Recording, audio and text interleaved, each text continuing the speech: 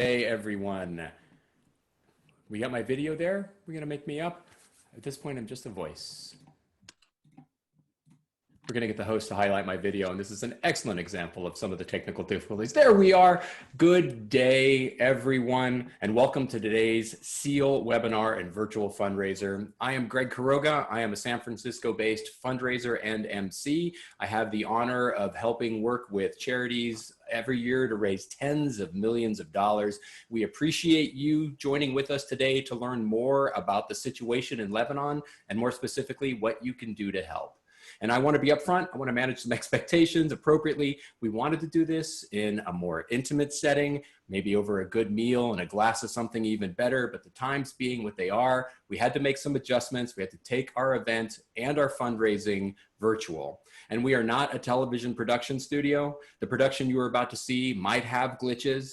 You might see a cursor on the screen during a video or hear someone off screen make a noise. And honestly, these are problems we'll gladly accept because these are first world problems. And the fact that we were able to pivot to an online event and you have the option to join us through your computer screen is fantastic.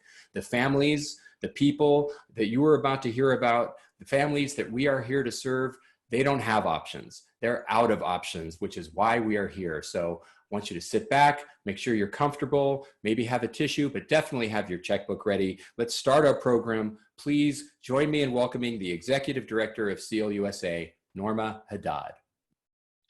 Thank you, Greg. Welcome, everyone. I would like to start off by wishing you all safety and good health during these difficult times worldwide. We all realize that these are unprecedented circumstances.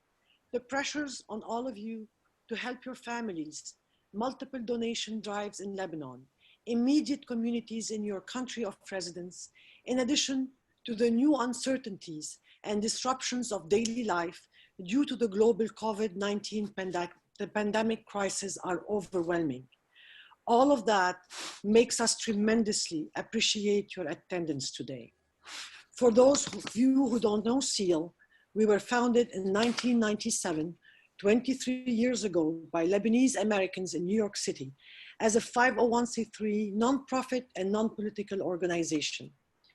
In response to the economic and humanitarian crisis in Lebanon, we started back in December our first food drive and helped feed 600 families in need in partnership with Beit El Baraka and the Lebanese Food Bank. Today, we are supporting their new initiative to reach more families, which you will hear about shortly in their presentation. Before we go through our program, we would like to begin with a short video that you can watch on your screen.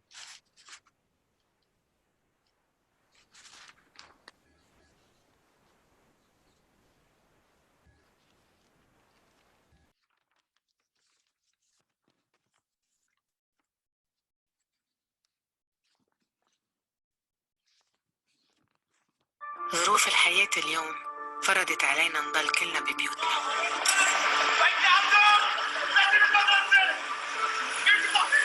صرخة الوجع هاي سببها الظلم، مثله مثل 1,200,000 لبناني اليوم عايش تحت خط الفقر، عايش بأقل من 7,000 ليرة بالنهار. إذا بقي ببيته ما في طعم عيلته. بس حتى لو الظروف فرضت علينا نكون بعاد عن بعض، نحن دايما قلوبنا عند بعض. بيت البركة وبنك الغذاء اللبناني مع 95 جمعية بكل المناطق اللبنانية عم يعملوا المستحيل ليطلوا على كل بيت بلبنان ويأمنوا له أكل وشتلات خضرة بلدية تنزرع على البلكون أو على السطيحة لتمرق هالأزمة على خير. هيدي مش أول أزمة بتمرق علينا وبنتخطاها سوا. مش مسموح أي إنسان بلبنان يموت من الجوع ونحن بعدنا عايشين وقادرين نساعده. اللبناني ما بينسى خيه. اتكلنا عليكم.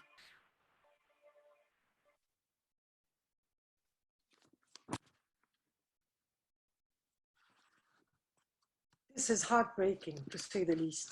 The statistics are real. I am pleased now to introduce today's speakers, Maya Ibrahim Shah, founder and president of Beit El Baraka, and Soha Zaiter, executive manager of the Lebanese Food Bank, that have joined us from Beirut. Maya and Soha will be sharing their experiences mitigating the impact of COVID-19 on the growing demand for feeding more Lebanese families in need and answering your questions. Both organizations have built a commendable community service track record of feeding large numbers of vulnerable Lebanese families throughout Lebanon. Transparency, credibility, inclusiveness, and respect earned them the trust of many Lebanese donors worldwide. Before I hand the mic over to our speakers, I have a few housekeeping items to cover. The program will run for about an hour, during which we will hear from our speakers, launch the call for action to support needy Lebanese families, and answer your questions. We encourage participation through the Q&A tab at the bottom of your screen, and we'll be answering your questions during this session. Every dollar you decide to donate will directly feed Lebanese families in need. SEAL's operating expenses are entirely covered by its board. Your donation is also fully tax deductible. Now I would like to turn the mic over to Maya and Soha to begin their presentation. Good evening. I'm Maya Brahim Shah, President and founder of Beit El Baraka. Hi, I'm Soha Zaiter. I'm the Executive Manager of the Lebanese Food Bank. I will brief you a little bit about Lebanese Food Bank history and mission. LFB is a non-profit organization established in 2012 by a group of Lebanese citizens to fight hunger and food waste through several projects. The main projects that are feeding program that includes food boxes and cooked meals, and the awareness program done in schools and university with new generations. To alleviate hunger and help the environment throughout by collecting wasted food of good quality and impartially distributed to charities and people in need as means to social progress. At present, we provide food on a daily basis to families and individuals in need, mainly through the collection of surplus food from our partners, such as restaurants, hotels, caterings, supermarkets, fruits and vegetables, exporters and importers. In 2019, we were able to collect almost 50 tons of fresh fruits and vegetables, and we were able to reach almost 10,000 families all over Lebanon. Now Maya will introduce you to Beit El Baraka and the situation in Lebanon nowadays. So Beit El Baraka was founded in 2018 by my husband Christian and myself. Together, we decided to give back a sense of dignity to hardworking citizens once they retired by assisting them in their struggle with the increasing cost of living. We aim for the reduction of inequality and the exclusion of retired men and women past the age of 65. We are fighting poverty in the community of retired Lebanese citizens in a country where there are absolutely no pension plans in the private sector and no pension plans in the free labor sector. We assist 1,012 beneficiaries on a daily basis from the Lebanese community by offering them a free supermarket, full medical coverage, and decent housing. To date, we have renovated 83 homes. We pay the rent of 95 fragile families, and we are treating 608 patients. You should know that since the refugee crisis, the most fragile segment of our society, the elderly, of course, are getting evicted from their homes because they can no longer afford the increased rent. Every day, we need retired teachers, authors, tailors, taxi drivers, all sleeping in public places because they've been evicted, because they can no longer afford the rent. So the situation in Lebanon is worsening with the COVID-19. It became a crisis within a crisis. You have 1.2 million Lebanese who live off day-to-day earnings with an average of $5 a day, which is the threshold of poverty according to the United Nations Human Rights Council. 1.2 million Lebanese means 1/3 of the population. So basically, by asking all these people to stay home because of COVID-19, you are literally starving them. Now, the percentage of people living in extreme poverty, meaning less than $4 a day, has increased from 8% in 2018 to 20% 2 years later. So today, the number jumped from 8% to 20% in less than 2 years, according to the Arab News published statistics of February 2020. Today, the disappearing middle class represents a bit less than 15%, while only 1% of the population holds a quarter of the country's wealth, according to the ESPA. So the middle class is becoming the new face of poverty. So today we are starting to tackle a new issue, which is the nouveau pauvre, the newly impoverished class. The face of poverty has changed, and the way of dealing with these people is extremely difficult because these people are just like everybody else, and these are not the typical stereotypes of poverty that we are used to seeing. I'm going to give you an example. Not long ago, we went to visit a lady. Her neighbors called us and told us they were no longer able to help her because their money was stuck in the bank as well. So we went to visit her, and oddly enough, we were in one of the prettiest buildings in Ashrafiyya, a typical 1970s style. And when we went to her apartment, we rang the doorbell, it didn't work. We knocked on the door, and this beautiful little old woman opened the door, and the smell of mold and humidity was tremendous.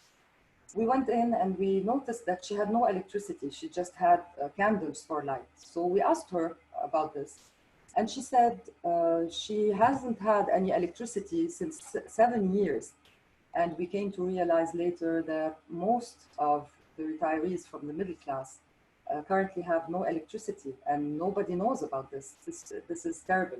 And after October 2019, people came to realize so many Lebanese were suffering in silence, and misery and famine is gradually gangrening inside the Lebanese society, and nobody was aware of the extent to which it was dangerous.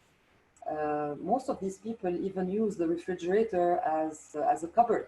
I mean, these are very striking memories that we have of the past few months and years of work. Now, because of the banking restrictions, many people are no longer capable of helping others, and they're turning to us for help. And we, in return, are turning to you. Because just like my colleague Soha in Lebanese Food Bank, Beit El Baraka as well is not able of accessing the money that we have stuck in the bank. Suppliers have the same problem. Today, the banking restrictions are at the core of the current predicament.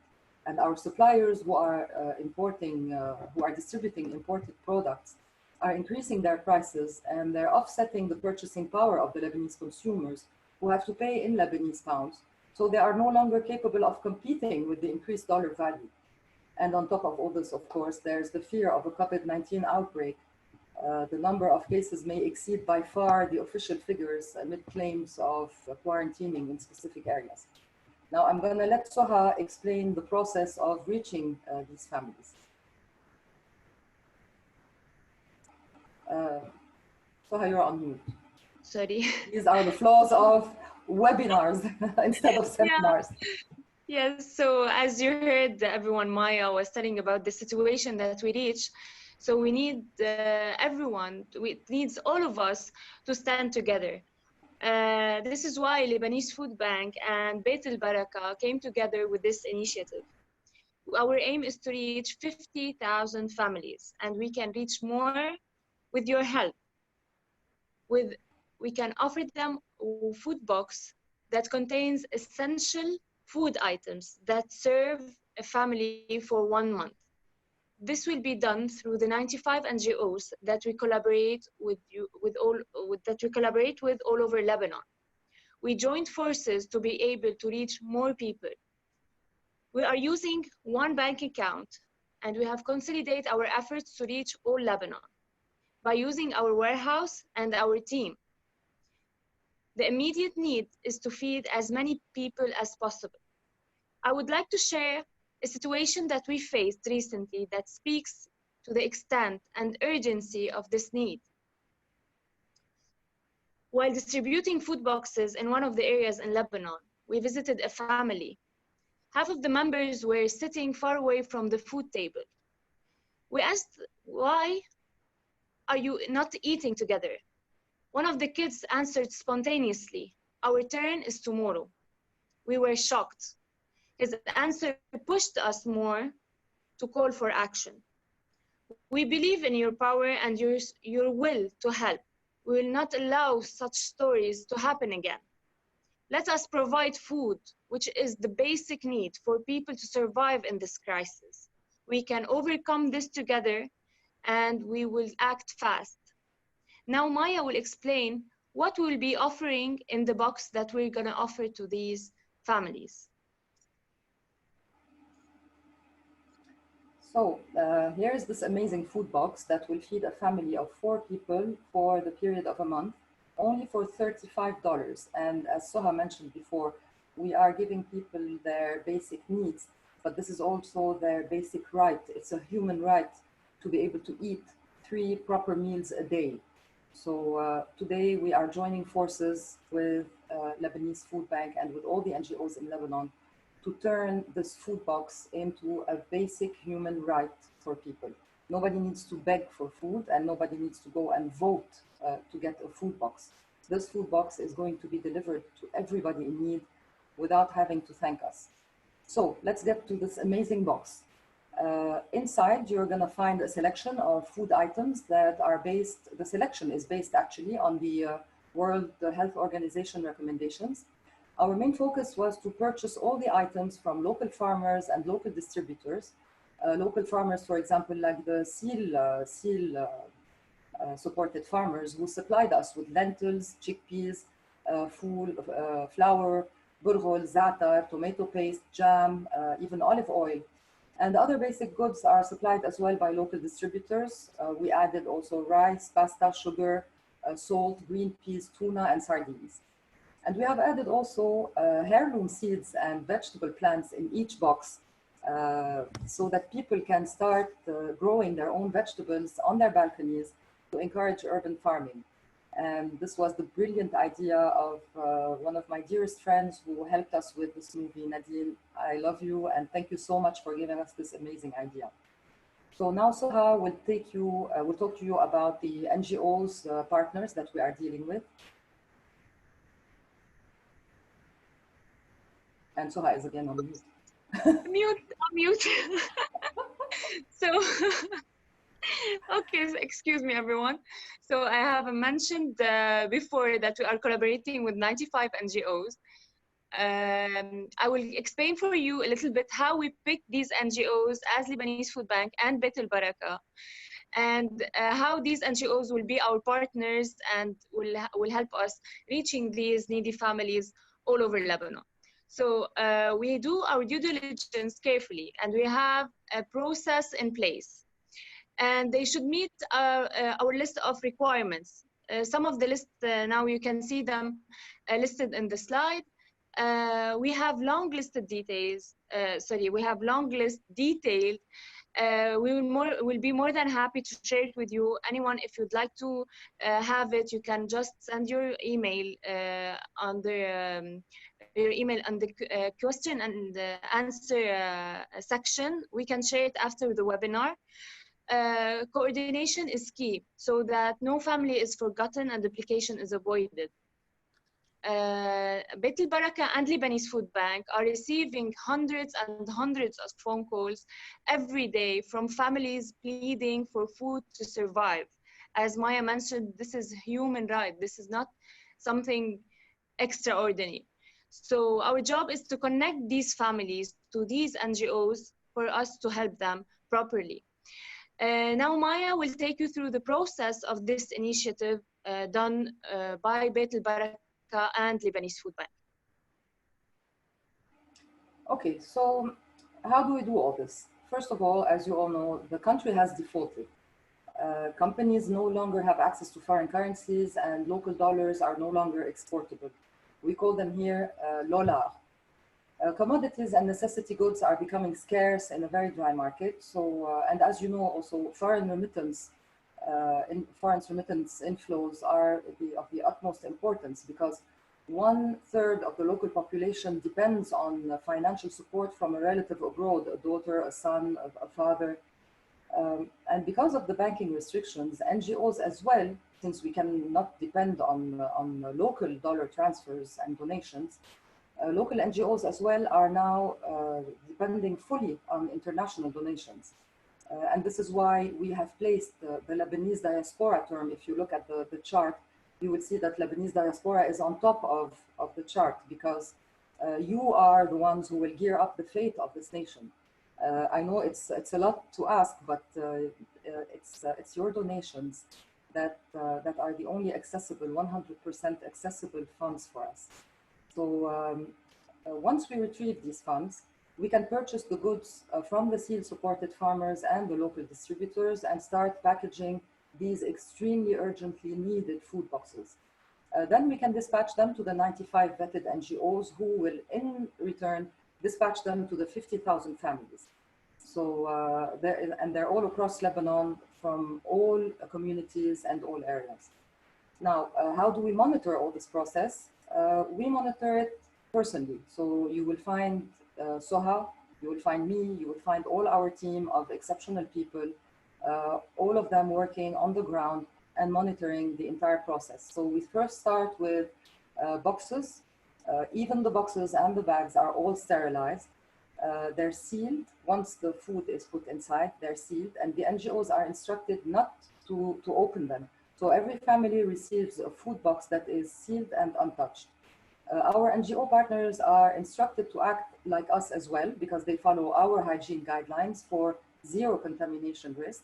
So they have to have their storage areas and warehouses and trucks fully sanitized and sterilized on a regular basis. They also have to wear masks, gloves, special cover suits, shoe covers, and there is absolutely no contact with the families whatsoever. They just deposit the boxes at the doorstep and leave. We have a short video actually that we prepared for you to see how things are done. George is running the video now.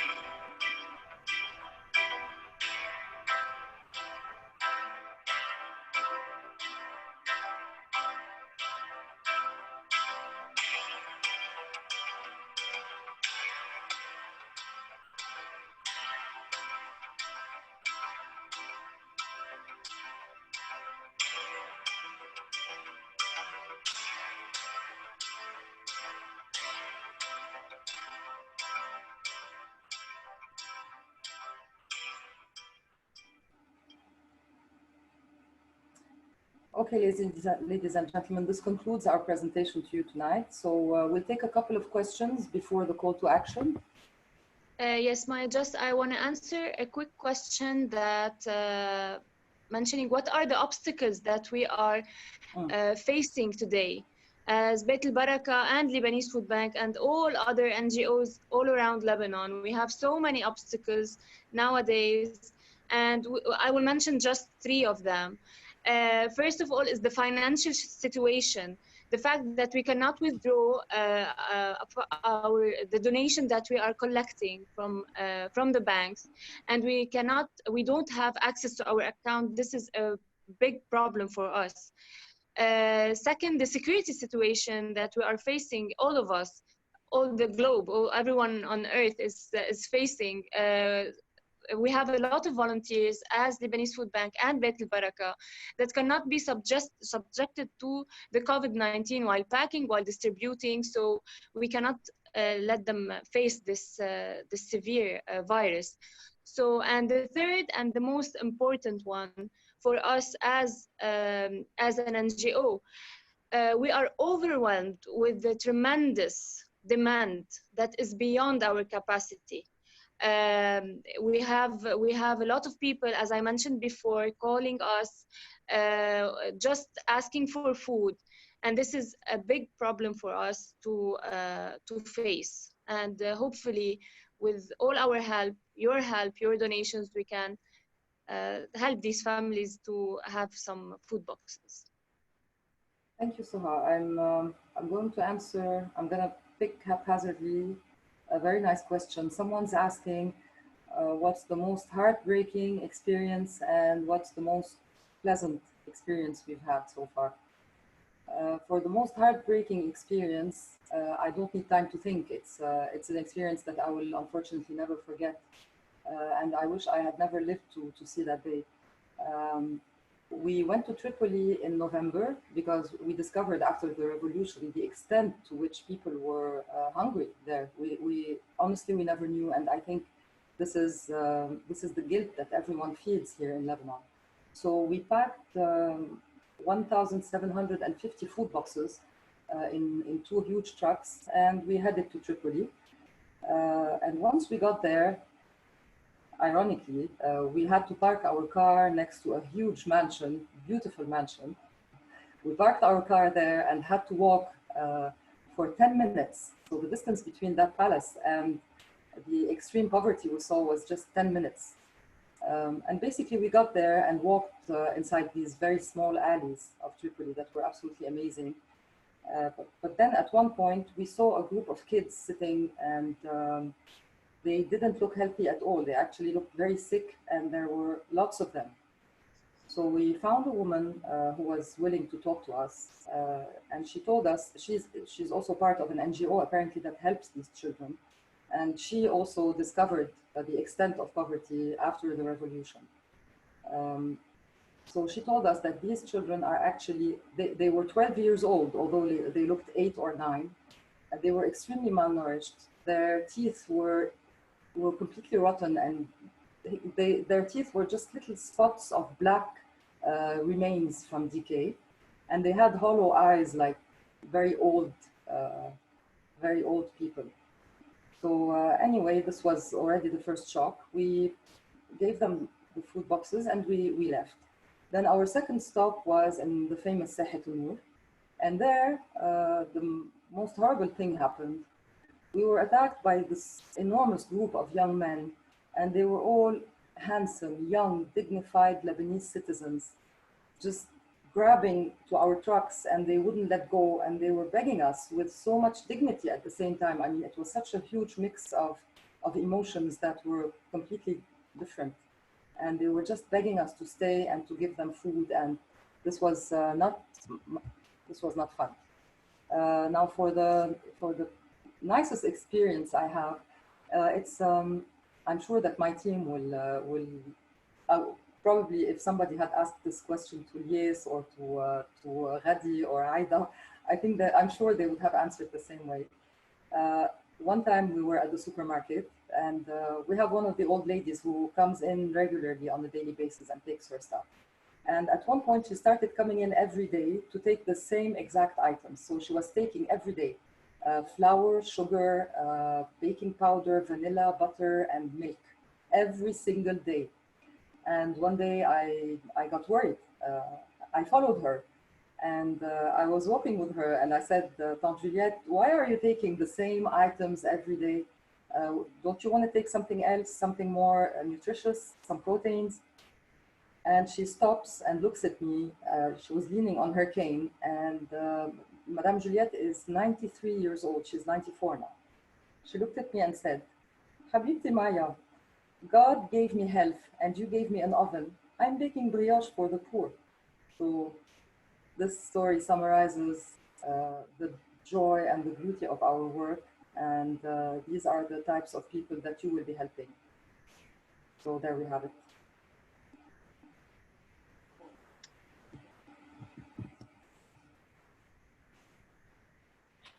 Thank you, Maya and Saha, for this moving presentation. We appreciate the work and time you put into it to bring us the facts about the tragic situation on the ground.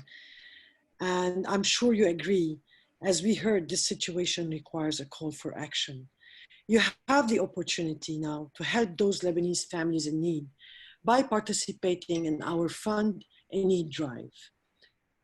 I will hand over the mic now to Greg for this part of the program.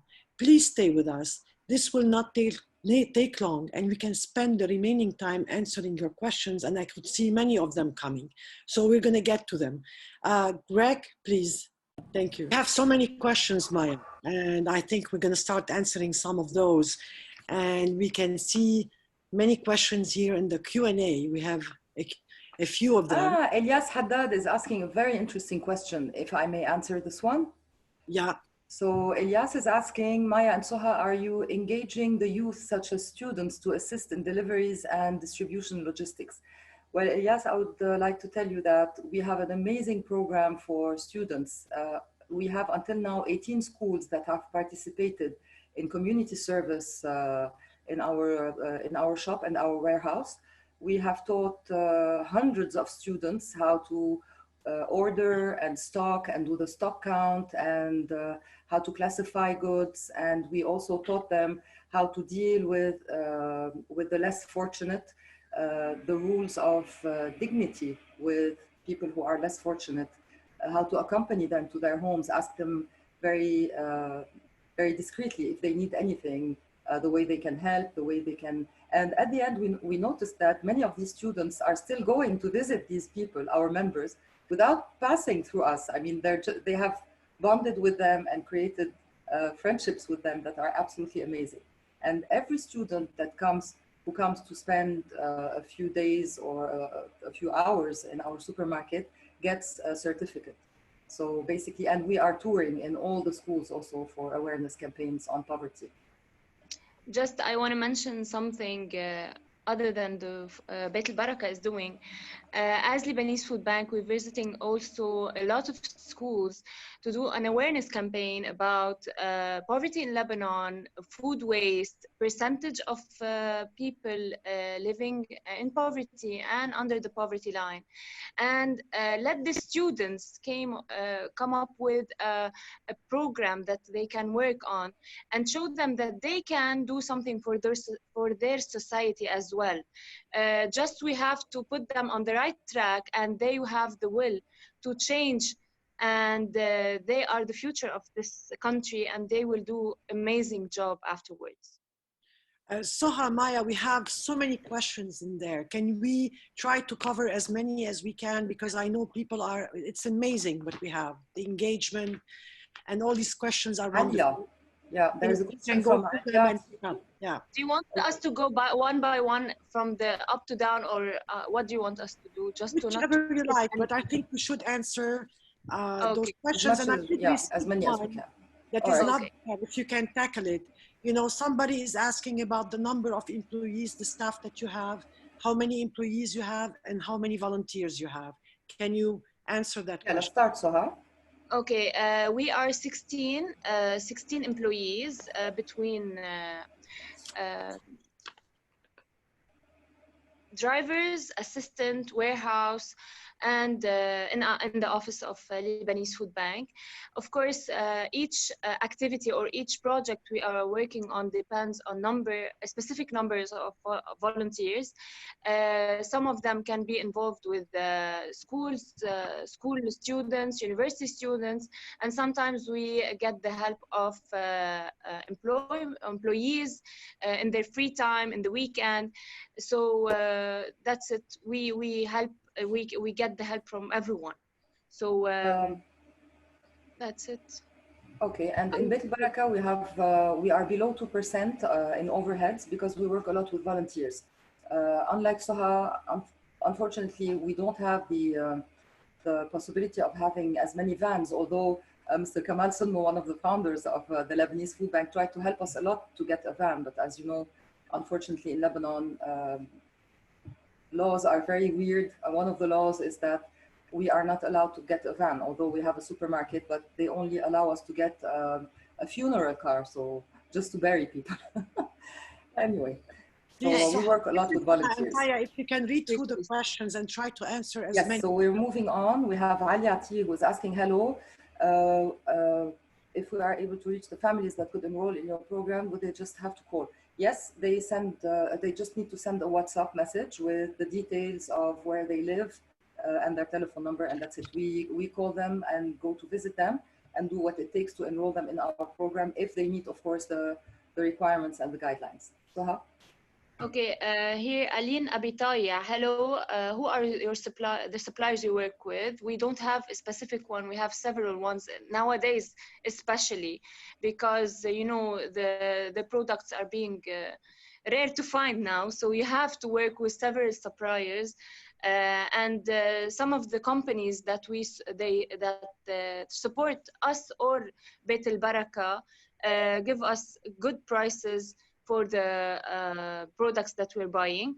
How do you pay them with the bank issues we're living now in Lebanon, and how you make sure to get the best prices for products? Of course, we have several quotations with the Lebanese or US and US dollars issue. First come, and second with cash payment. Okay, we're giving them, it depends on the strategy that each supplier is adopting. So most of them now are getting paid cash, some of them in Lebanese pounds and others in dollars. But we're trying our best to have cash money and to withdraw money from the banks as much as we can. We have Rania Akhras asking, can you please tell us more about the urban planting initiative mentioned in the video? So with regards to urban planting and urban farming, this is an idea that that is now concretizing a little bit more, because before the COVID crisis, we were forming a trio with Lebanese Food Bank, Beit El Baraka, and all of this was under the management of our dear friend Nadine, who wishes to remain anonymous, but it's practically impossible. This was her idea, actually, to start planting a little bit everywhere and creating kitchens with these urban farms. Now, we started one of the first kitchens in Nab'a, but during the process of building one of these kitchens, with the entire process of cleaning the atelier where ladies could come and learn how to cook and package and learn new recipes and stuff, the COVID-19 outbreak started. So we are now distributing directly to the homes and helping people plant their own seeds and small heirlooms on their balconies. So we are going to stay in touch anyway with all the 50,000 families. So whoever needs to ask more questions, we have an NGO we're working with called Juzurna. They're absolutely fantastic. What they do is they promote traditional agriculture, and they have endemic seeds and endemic plants. We have also the project of a huge 250,000 square meter land that we are planting in Nahli, next to Baalbek, with Juzurna also. And we have another land that Life also very kindly helped us sponsor, where we're planting also these kinds of greens that will be cooked in these communal urban kitchens. Okay, now Rania Sabti asked how you will choose the areas to take the food boxes to. Do you have distribution plan in place? Of course, as I mentioned before, we are working as Lebanese Food Bank since day one. We worked with NGOs. We didn't deal directly with needy people. So our partner NGOs are all over Lebanon. As I mentioned, if you like to, we can share the list of NGOs, and the people that asked me to share the list, I will share it right away. The distribution plan, we were discussing this with Maya.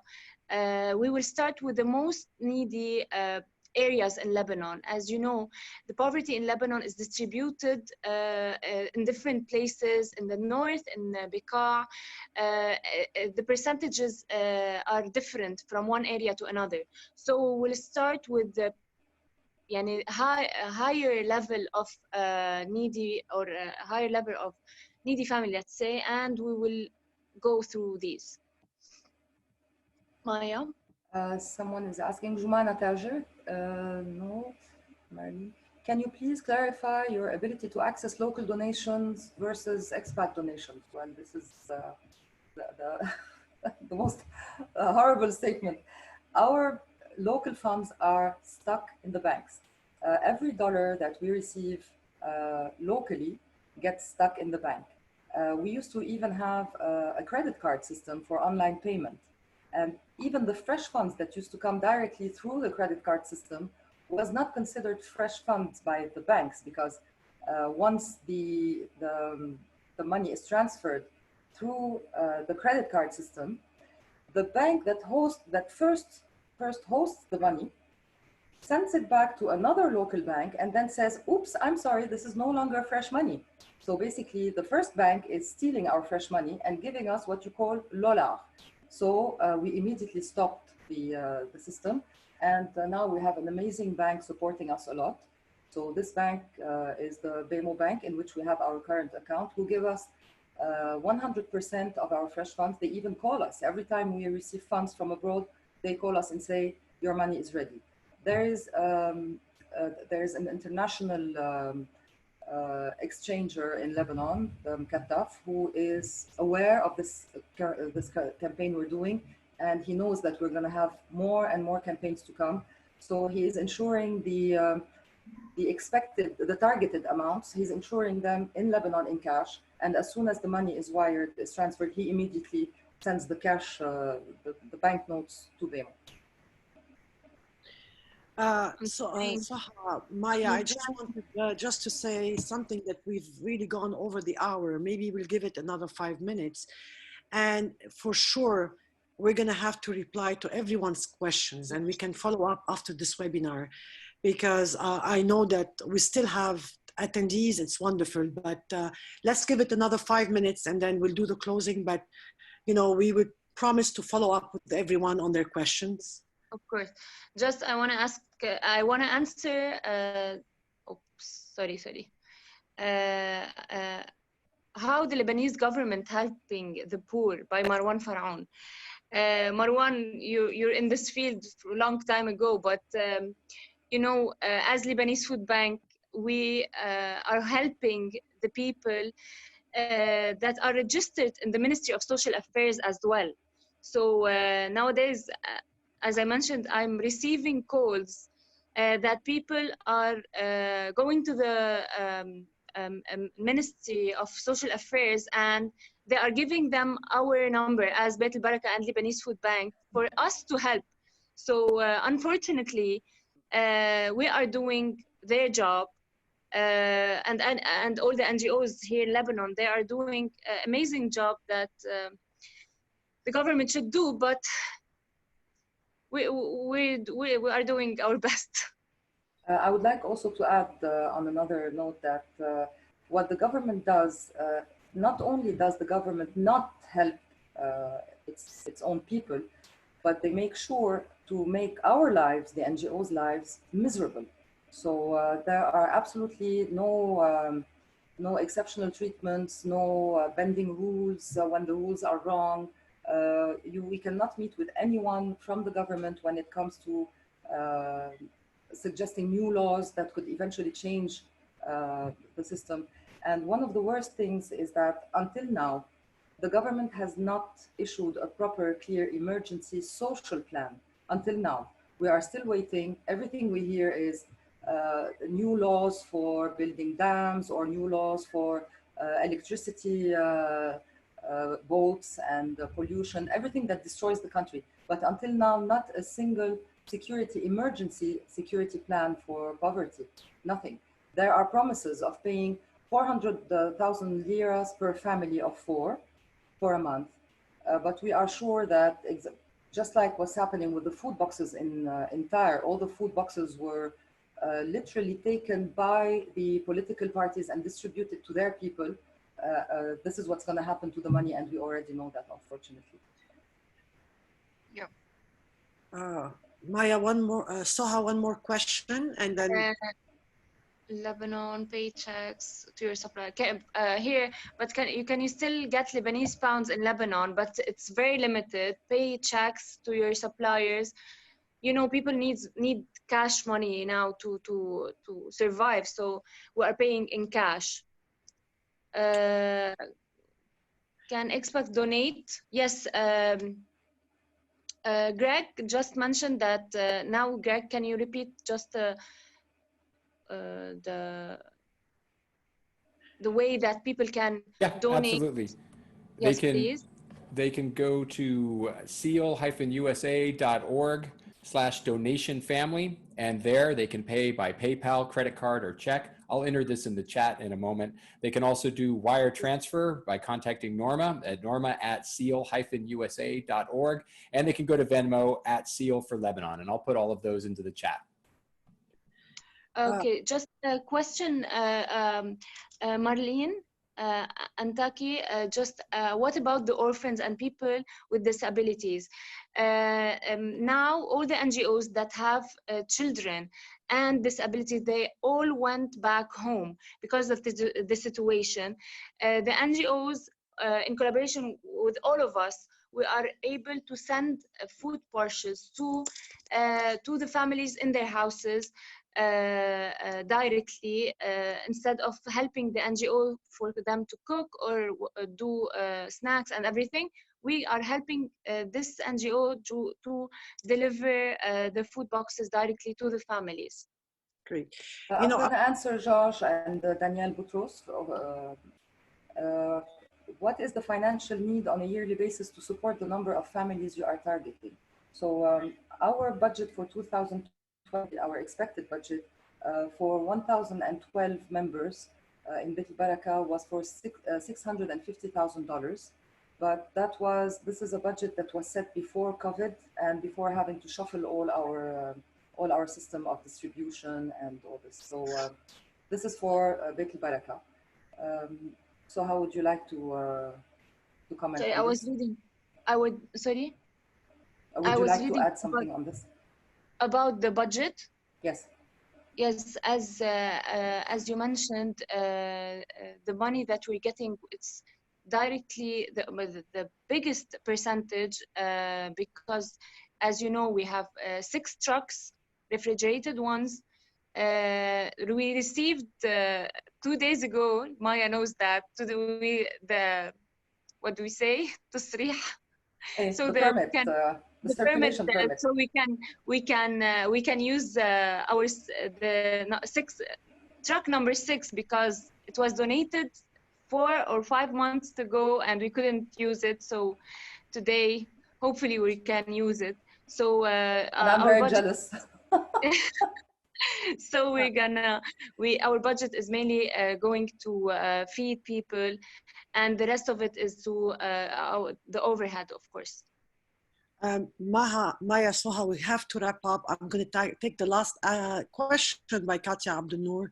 How can you ensure that the banks, with all their issues, will give you access to the new money? And, BMO has been consistently delivering the fresh dollars to account holders. However, nonetheless, we will wire the fund incrementally. I'm going to turn now to Greg to do the closing. This was an amazing session. Thank you, everyone. Greg? Thank you so much, everyone. Thank you, Norma. Thank you, Soha. Thank you, Maya. And thank all of you at home, but especially Maya and Soha. Thank you for sharing such moving stories and what you are doing to help save lives. Cannot imagine what life is like for you on the ground, and we truly appreciate the opportunity to help in whatever way that we can, because the rest of you watching from your homes across the United States and the globe have done amazing work. And remember, if you don't do it today, if you've made your donations and we're there, we appreciate you. You've done amazing work, and the campaign continues to run for the rest of the month, another month. So if you have friends, family, or neighbors who couldn't join us today, remember, send them to seal-usa.org and encourage them to get involved. Thank you all for your generous donations. The need is too big for any one group or individual to tackle. So at this time of a global crisis, we seriously, honestly appreciate you rising to the challenge as a community to make this happen and to help those who've been affected in Lebanon. We are deeply grateful. If you have additional questions, please do not hesitate to reach out to SEAL. Thank you for joining us today. Stay safe and bless you all.